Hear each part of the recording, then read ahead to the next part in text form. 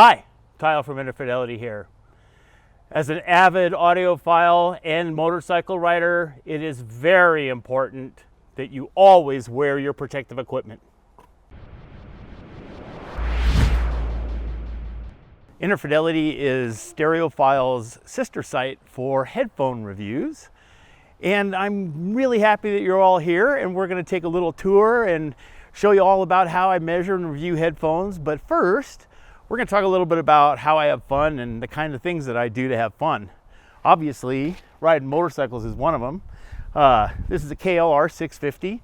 It is the Russian tractor of the motorcycling world. It does absolutely everything, and it does it absolutely mediocrely, but it's a great bike. I have a buddy Paul that I ride with all the time, and the problem is I'm getting so old that it's getting a little sketchy. Alrighty then, here we go. Welcome to my house. Dart, Dart, come here, boy. Come here, boy. We'll see my dog, Dart. There he is. Hi, Dart. Good boy. Obviously, that's why I got a gate here. Come on, come on, come on. Good boy. That's a good boy. Good boy. Come here, Dart. Sit. Sit. Dance. Dance. Come on. Dance. Dance. Come on. Dance. There we go. Well, he'll do it. He'll do it a lot more sometimes, especially if I have a piece of bacon in my hand. So some of my favorite things in the house, this is definitely one of my favorite things. I have a buddy, Paul, that I go motorcycle riding with up in the backcountry, and we will often stand in front of this map and figure out where we're going to go. Bozeman's right here, so this is 6 USGS topo maps all taped together, but I love looking at this thing. Paul and I, our favorite thing to do is play cards and dominoes and a game called Farkle, and Farkle is a dice game with 6 dice, and he and I have a very good friend who goes to Burning Man, and my friend Wally, who goes to Burning Man, decided to do a regional burn called Burning Bear here up in Bozeman, Montana. And so Paul and I thought a great art project for Burning Bear would be to make a Farkle Hut. So this is the Farkle Hut, and it's just a table to play games, but it's so much more. It has LED lighting in it that I can turn different colors. It has a big cabinet up here that has a stereo in it. You can see that there's some big, some 6x9 speakers underneath. 6x9 speakers should be mounted on the rear, or they're designed to be mounted on the rear deck of a car and have an infinite baffle of the trunk behind. And of course, this isn't an infinite baffle, except what I did was, in the lid, I put a piece of open cell foam here. So this lid actually has a big aperiodic vent in it. So it acts a little bit like a infinite baffle. Kitchen. I like to cook. I'm a pretty good cook. I like to cook for people. When I cook for myself, it's usually pretty simple. But I can make some good oatmeal. Isn't that right, Jana? Yeah. And so my kitchen area. And then this is where I do all my work. Most of the time I write right here. I have to compare headphones, so I use an old Headroom max balanced headphone amplifier right here.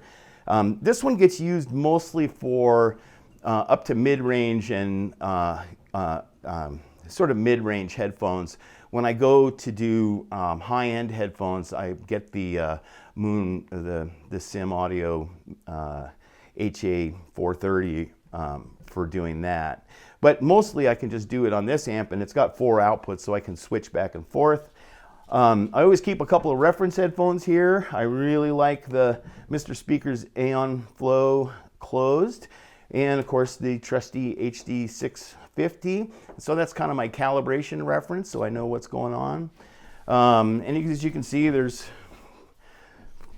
measurement papers here, and Werther's caramels and Hall's cough drops and more measurement papers and headphones. Astle and Kern AK240, which is my go-to quick have a listen to something.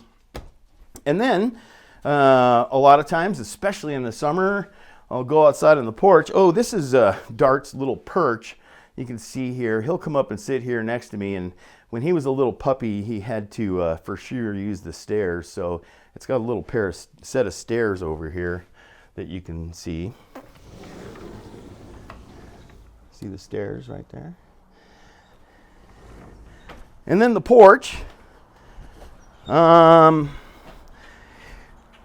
Yeah, well, the porch is usually covered with pieces of stick and wood and stuff like that. So I sit here in the morning and Dart brings sticks up here for me to throw back over the edge of the porch, and which is pretty funny. And then backyard, of course, a barbecue. Ooh, can't be without a barbecue. Got an apple tree here that keeps the sun from shining in my face as the sun comes up. That way's east, the sun comes up over there. And got a little fire pit down there so I can have fires and hang out down on the back. So that's pretty much the tour of the place.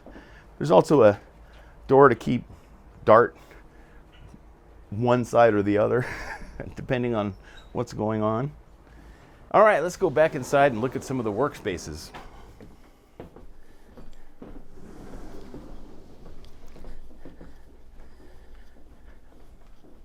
My dad was a ballet dancer, and this was his favorite painting that he ever painted. He painted a lot, and this was his favorite painting.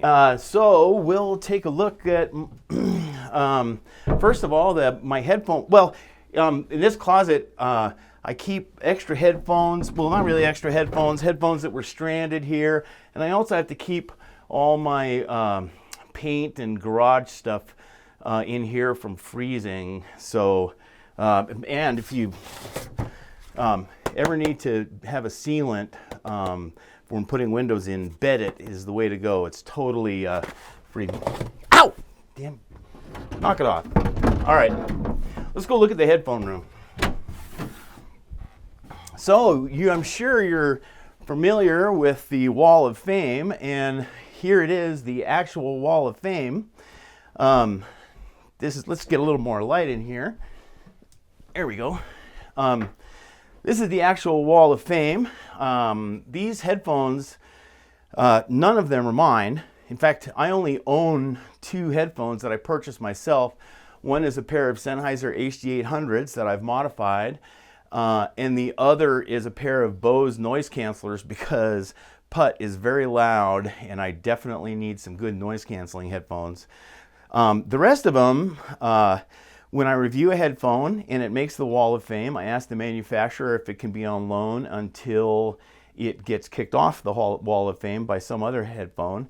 And of course, in the end, that's what accumulates. So almost all of these are on the Wall of Fame, or they were on the Wall of Fame and were knocked off the Wall of Fame, and then their manufacturers had discontinued it and they don't want it back, so I'll keep them around for that purposes. There's a couple of cool ones though.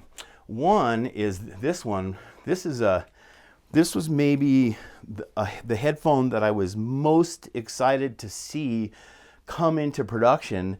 This is a Sennheiser HD560 Ovation, and when I worked at Headroom and this headphone came out, it sounded to me like the best headphone I'd ever heard, and so it's fun having it around for sort of sentimental value. It's really cool. The other one that's pretty cool is you may have noticed the recent Sign Open headphone that was recently brought out and in limited edition, I think. So this is an open on-ear planar magnetic headphone from Audeze. And when I visited Audeze, about 3 years ago or so, they showed me the prototype version of this headphone. And I asked if I could take one back up to Montana as a to measure and have a listen because I was so impressed on it by it. So there you go. This is the result 3 years after this headphone was printed up on a 3D printer down in Audazie's laboratory. So that's pretty cool. Other favorite headphones? Well, there are a lot. These are all really nice headphones. The Denon is no longer in production. The Denon D5000, but it was one of my favorite headphones from the time, so it has remained on here because it was discontinued.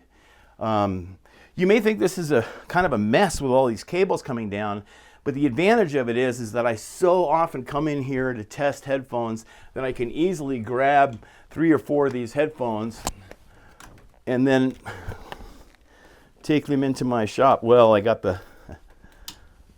there we go, and I'm off, and then I can come back and try another one, and I just got sick, fed up, and tired of coiling it up, and of course, this is the only thing this room is used for, so I just leave them out because it makes it easy. Like that.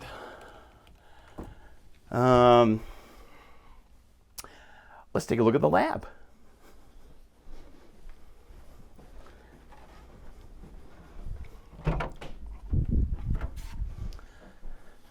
So this is my headphone lab. I spend quite a bit of time in here. It's where I measure headphones.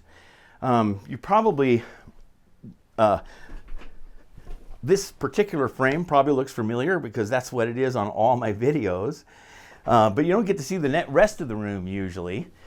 So I'll start on one end and work my way around. This closet over here is basically all sorts of spare parts and stuff. There's boxes with lab leads, network cables, USB cables, blah, blah, blah. Software, old headroom amps, some old speakers, AC cables. I keep my travel gear here, so when I go traveling, this goes along with me.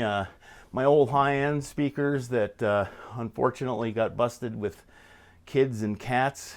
Cats seem to like to jump up on the tweeters, and the kids like to knock them over. So no big setup anymore. This is my workstation, and the rig that I have is these Harbeth HLP3 ES2 speakers. I like a good near field system, and so this is my best 2-channel speaker-based system in the house right now. It's on Headroom desktop audiophile system equipment. I have a lot of sentimental attachment to this particular piece of gear, particularly the headphone stands themselves, because they can be adjusted up and down and also tilted back and forth, so you can get them lined up, particularly for the height that you're at. These are desktop ultra desktop amp and power amplifiers. These are Class D amplifiers. So this is if I want to listen to speakers, I listen in here, and oftentimes when I'm working on stuff on this computer, I listen to this system. Over here, this is kind of a fun one. Every time I do a review, I always have to measure, especially on full-size headphones, I have to measure the opening of the ear cup. So I have a pair of dial calipers. I have to measure the length of the headphone cable. And I also have to measure boxes when I ship them back. So I have to measure the length, width, and height. And then I have this scale for measuring, weighing the boxes. So this is my little get the box ready to go spot, and I'll send it off to UPS on that guy. And over here, well, this is the part that you're familiar with already. This is my workstation for electronic stuff. I have a really cool Weller temperature-controlled soldering station. It's really a really nice piece of gear. I love this soldering iron. Heat gun, solder, fan filter, the Fluke 179 meter. I love this meter. These are the Plantronics headphones left over from the last review I did. So this is where they sit when I do a review. I really don't get a chance to do a lot of soldering anymore. When I work on my van, a lot of times when I work on putt, a lot of times I'll have to do some soldering or make some connector ends. So I do that a little bit. The most common use of this particular station lately is that I got Dart when he was 8 weeks old, and he liked to chew on stuff, and it's been an ongoing battle. I don't know how many of you know about skipper keys, but they're ornery and very headstrong, very independent, and very difficult to train, actually. But I'm working on it. At any rate, I've had to repair 5 or 6 cables around the house that have been dartified. So it's gotten a lot of use for that lately. Over here is the headphone measurement system. So we'll start with the computer. This computer here has a card in it that is the interface card to the audio precision tester over here. And that interface card is the old style motherboard. So I have to have a spare computer in case this one dies. And so these are backed up. This computer gets backed up to this one about once a month. I'll back up all the measurements and stuff. So this one's ready to go in case this one dies. Let's see the measurement equipment itself. This is a Audio Precision System 2 Cascade SYS 2522. It's got the analog section and the digital section, and then the outputs, and then on this side is the inputs for the analog stuff and digital inputs, and then some monitoring channels. This is a power amplifier, a mono power amplifier to drive the speaker in the chamber, the measurement chamber. So when I do the isolation tests, this amplifier runs the white noise into the speaker. I've got the Moon Audio 430 HA headphone amplifier. This is my reference amp, but I use it on my measurement system as well. When I do high-end headphones, I'll take this amp into the room with the Wall of Fame in it and make measurements or use it for high-end stuff. This is the microphone preamp for the head. This is the isolation chamber. You can see it's on suspension, which happens to be tires for wheelbarrows that are underneath there. Every once in a while, maybe once a year, I gotta pump them up. This is the little Tektronix scope. So when I position a headphone on the head, and we'll get the head out. So here's my head. When I position a headphone on the head, then I watch the scope and I can tell whether I've got the seal right. We'll have another video coming out here, or may already be up, that shows you exactly how I do that, because it's a pretty time-consuming process. And normally when I position the headphone, I just leave it in the chamber like this. When I do IEMs, I have to pull it out, and most times actually when I pull the IEM out of the ear tip gets stuck. I got a bunch of ear tips up here that that fit the head. It likes something between a small and a medium, so I have to take this and pull the ear tips out and put them back on the head. I mentioned before I like building stuff, and so you can see that all these shelves, the wooden table that's on, the box itself I built. So all these tables around the edge of the room, this stuff right here I built when I got hired on to Inner-Fidelity and to the Stereophile group when John Atkinson asked me to join. And so it was a fun job building that. So I guess it's probably a good time to talk for a moment about what my motives and what I feel the benefit I bring to the world with my job, because I think it's important that I bring a benefit to the world with my job. I hate the fact that Dr. Dre was the first one to say it, but I do think people should be able to listen to music the way the artist intended. And so many headphones in the past just haven't been good enough, and to really convey the artist's intent. Maybe most notably the early Dre headphones, because they were truly horrible. If you've seen my video on the Monster Beat solo, you'll get a kick out of it. But I see that as my work, to be an influence on the world of headphones and headphone makers, to spur them on, to ensure that we get good headphones, and to make sure they know there's somebody watching carefully.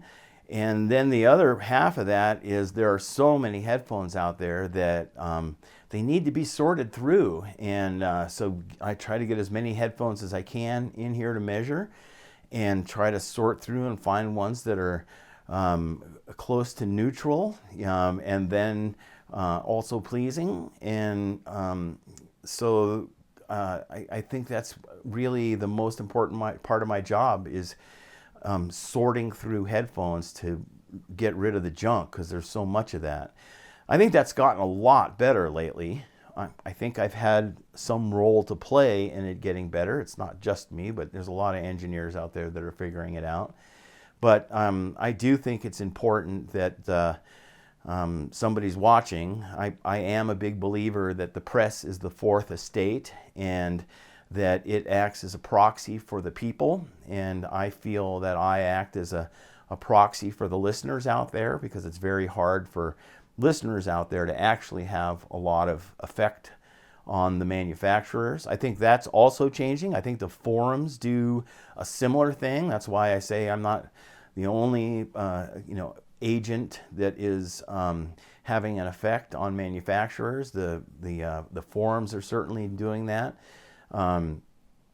I tend not to think that a lot of the reviewers are very discriminating and are able to actually narrow the focus well enough to the set of headphones that are give honor to the art of music. And if there's any one thing that really strongly keeps me going, it is the fact that I have a great deal of respect for the art of music, and it's, to me, a sacred thing, really. And so I like to see that honored. Let's see what else. Pretty much that's my life. I sit here and I measure headphones. I ship boxes. That's the other thing I do a lot of. There'll be another video of the measurement process, and it takes a long time to measure headphones. So I get a lot of headphones. I'd say probably 8 headphones in and measured for every one that I actually review. And every measurement takes, if you include convincing somebody to send it to me, because sometimes I have to convince them and sometimes they still won't, but convincing somebody to send me the headphones, getting the headphones, unpacking them, putting them in the chamber, measuring them, make sure the measurements look good, and then at the end, packing them back up in a box and shipping them back. I'd say it's a minimum of 2 hours per headphone. And then some headphones, I did a Sennheiser headphone last week, one of their new wireless noise canceling headphones, and I had to measure it in passive mode, in passive active mode, because it had an active mode without noise canceling for tuning the headphone, and then passive with active and noise canceling, and then I had to measure it wireless, and then I had to measure it wireless with noise canceling. So I had to do 5 measurements, and in the measurement video I go into it a little bit more, but that headphone took probably 5 or 6 hours to get measured. So that's a lot of what my time is taken up doing. And then of course the reviews. Try to get, maybe on a lucky week, I get 10 hours of going out and working on putt and building stuff in there. Probably twice a week I go downtown with my good buddy Paul, and we play dominoes at the Crystal Bar in Bozeman, the last remaining real hometown corner bar in Bozeman. I take Dart for walks, and I go food shopping, and that's pretty much it. My life is pretty simple. I like to keep it simple, really. Okay, well, that's me. I hope you've had fun on the video today. I sure did. And we'll see you guys next time. Putt is a Morgan Olson 2006 step van, and it's got a Navistar VT365 engine under her snout right there. Let's go take a look inside.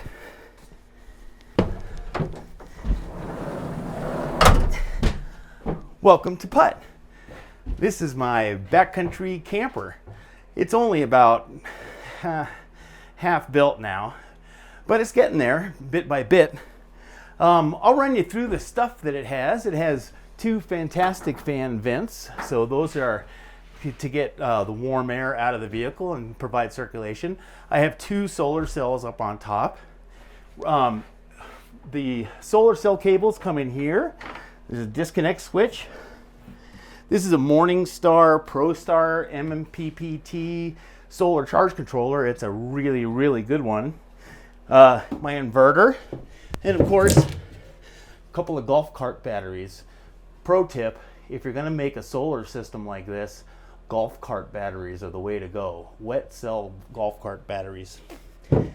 Purpose of this vehicle is to be able to hang out in the woods for an extended period of time, and so it's built really sturdy so I can go up dirt roads. I have a 60-gallon water tank down here, and I have a refrigerator right here that runs on 12 volts, and I can get to the refrigerator like this, and it's got a little hooky thing, and I can open it up. This side here is going to be my electronics cabinet. It's going to have my stereo, because I'm going to have a stereo in here somewhere, that's for sure. But it's also going to have computers and networks and Wi-Fi and ham radios maybe and stuff like that. But all the electronics are going to go in here. And then on this side, this is of course going to be the food. So all the cans go in here, and rice and beans and whatever go in here. It has a pump action water spigot here, so I don't even need electricity for this, and it'll always work. There's going to be drawers here. There's a lot of things that are going to be here that aren't here right now. Well, like a ceiling, for example. The ceiling will be hung at this level right here. But I had to put in these I-beams. Had to take the walls all off and put insulation in it. I actually had to cut a gigantic hole in the side of my vehicle and move one of the metal studs so that I could put this window in. So I put this window in all by myself. But maybe my proudest invention is the composting toilet. Doesn't look like a toilet now, but using a composting toilet, it allows me to be in the woods for as long as I want without having to worry about my black water tank getting full. So the important part about a composting toilet is it needs to have fresh air. Not because it smells, but because it creates heat and moisture, and also it needs fresh air for the aerobic bacteria to do their job. So in here we can see this is the separating toilet seat. The urine is here, and the number 2 stuff is over here. This is a 5-gallon bucket, so it fits perfectly into this 5-gallon bucket when it's lowered. And then these are the 2 snorkels that provide air. And later, of course, there'll be structure in here that holds everything in place. And in the back here, we have an air box. So in this air box, there's going to be a computer fan here that blows air out, and it goes outside the vehicle. And you can see back there on the floor, there's 2 holes in the vehicle. So this one is for inlet air, and that's for outlet air. And that way I have recirculating air to the toilet that is completely separate from the air system in the vehicle. This is my bed area right here. The bed will go crossways like this because Putt's 8 feet wide, so I got plenty of room to go crosswise. The bed, of course, will have an under part of the bed, so I'll be able to lift the bed up and there'll be a large amount of storage underneath the bed. And then I'm also going to have a big cabinet right here, so there'll be lots of storage there. You can also see this is my pull ropes for my electrical conduits. These PVC pipes up here allow me to pull wire from place to place within the van. Now, you may be wondering what's back here. What's back here behind this wood wall is my garage. If you open the rear door and you take a look inside, I now have an empty space back there where I can put my chainsaws and rakes and shovels and tables and chairs for camping and all sorts of stuff like that. And that stuff can smell sometimes, and so it's in a separate enclosure in the back. Video or stills? Video. Oh, well.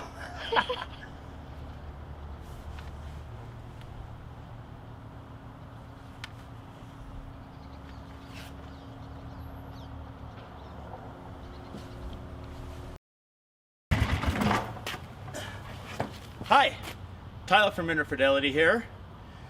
If you're gonna wear a motorcycle, stay,